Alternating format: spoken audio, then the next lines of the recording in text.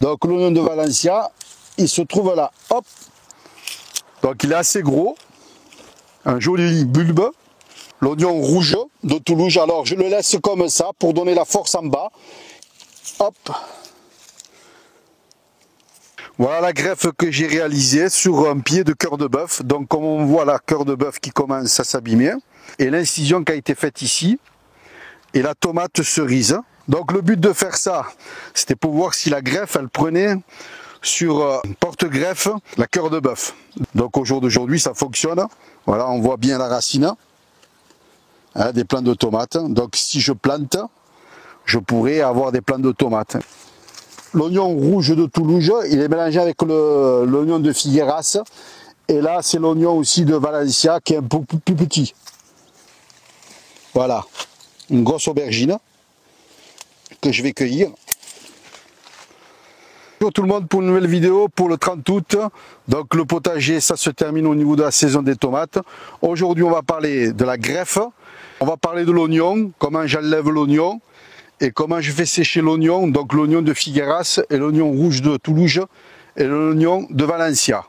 Voilà la greffe que j'ai réalisée sur un pied de cœur de bœuf. Donc comme on voit la cœur de bœuf qui commence à s'abîmer. Donc c'est pour montrer. Et l'incision qui a été faite ici. Et la tomate cerise que je vais vous montrer de l'autre côté. L'incision se trouve ici. Donc le but de faire ça, c'est au niveau des maladies, mais c'est surtout là ce que j'ai fait, c'était pour voir si la greffe, elle prenait sur un porte-greffe qui est la cœur de bœuf. Donc c'était pour faire un test. Donc la tomate cerise, elle se trouve ici. Et là, le vrai pied de tomate cerise ici. Voilà le pied de la tomate cerise, donc l'origine. Donc j'ai récupéré un greffon, donc à partir d'un gourmand, et j'ai greffé à partir d'un gourmand de la tomate cœur de bœuf. Le deuxième pied de tomate que j'ai greffé, comme on voit ici, là, l'incision. Donc c'est pour ça que la greffe, il ne faut jamais l'enterrer. Pourquoi? Parce qu'ici, on voit que ça commence à faire de la racine. Donc si on enterre la tomate greffée, elle va partir d'ici au niveau de la racine et pas du porte-greffe.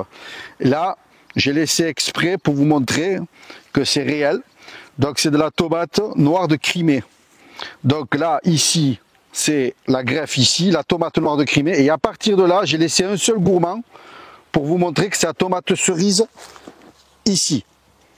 Donc, et après, une fois que la vidéo sera terminée au niveau de la tomate, je vais le couper et on verra si ça fonctionne. On voit bien la tomate cerise, donc la grappe, et la tomate noire de Crimée. On distingue deux plants, pour l'instant c'est provisoire et une fois que ça fonctionne, je couperai le gourmand qui part d'en bas. Souvenez-vous, j'avais mis deux plants de tomates où ça faisait de la racine, donc c'était deux gourmands. Donc j'ai mis un tuteur ici et l'autre tuteur sur deux plants de tomates pour les reconnaître. Donc on voit que ce plant de tomate, il est moins vigoureux que d'autres pieds de tomates que j'ai, avec une bonne graine qui fait des jolis plants de tomates et non pas un gourmand que j'ai récupéré, c'était pour vous montrer. Voilà, avec une bonne graine de tomate, donc F1 ou hybride.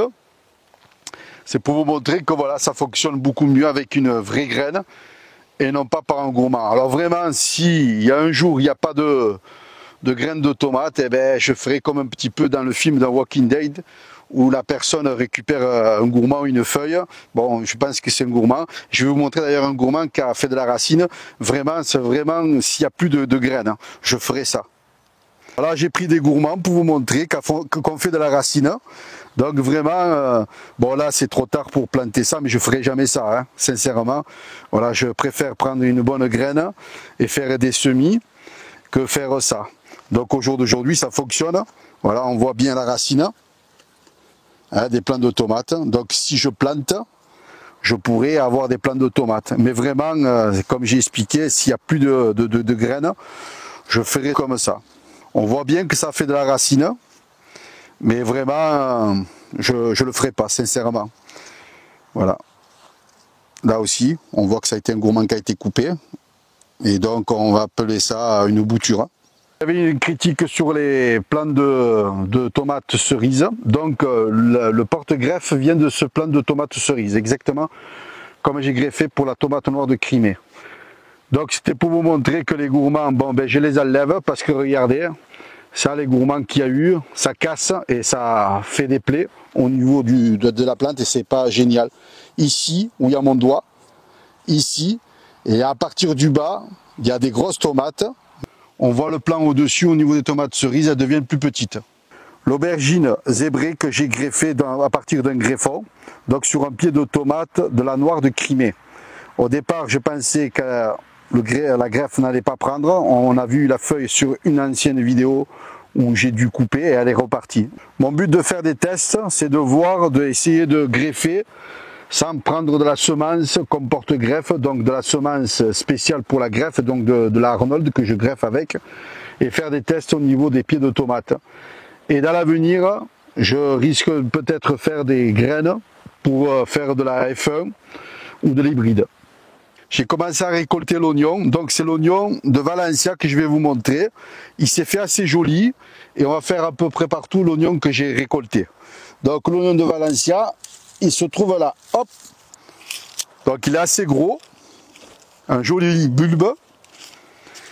Le troisième, le quatrième. Alors bien sûr il y a des petits, mais dans l'ensemble ça va.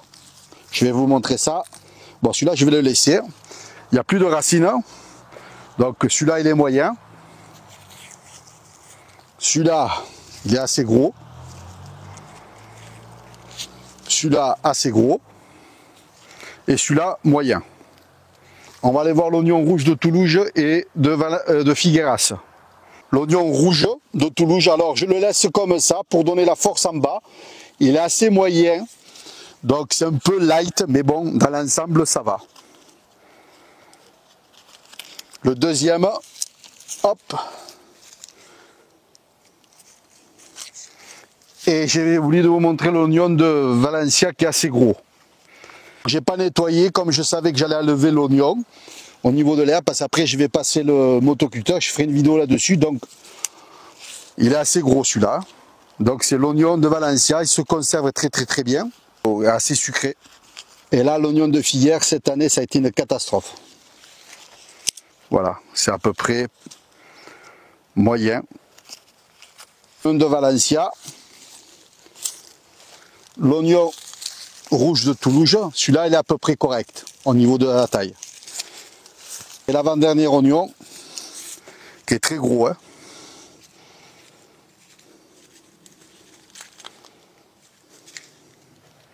Là, je vais vous montrer le tas d'oignons que j'ai mis pour faire sécher, pardon. Assez joli, il est assez gros. L'oignon de Valencia qui est ici, alors ce que je fais, je le laisse sécher 1 ou 2 jours quand on l'enlève de la terre, donc comme celui-là là, que je viens d'enlever, le gros là, donc je vais les laisser sécher. L'oignon rouge de Toulouse, il est mélangé avec l'oignon de Figueras, et là c'est l'oignon aussi de Valencia qui est un peu plus petit. Cet après-midi, j'ai commencé à replanter des poireaux, donc pour éclaircir. J'expliquerai dans une prochaine vidéo. Et commencer à préparer le potager pour l'automne et l'hiver. 3 aubergines greffées que je vais vous montrer, qui fait des grosses aubergines. Après, bon, faire attention, après ça fait de la semence et je vais cueillir une aubergine pour vous montrer. Voilà, une grosse aubergine que je vais cueillir. Voilà, doit faire au moins 1 kilo. Après le but c'est de ne pas avoir des grosses aubergines parce qu'après elles font beaucoup de graines. Mais là ça va, au niveau de la couleur elle reste assez foncée. Prochaine vidéo, on verra si la greffe elle continue à fonctionner.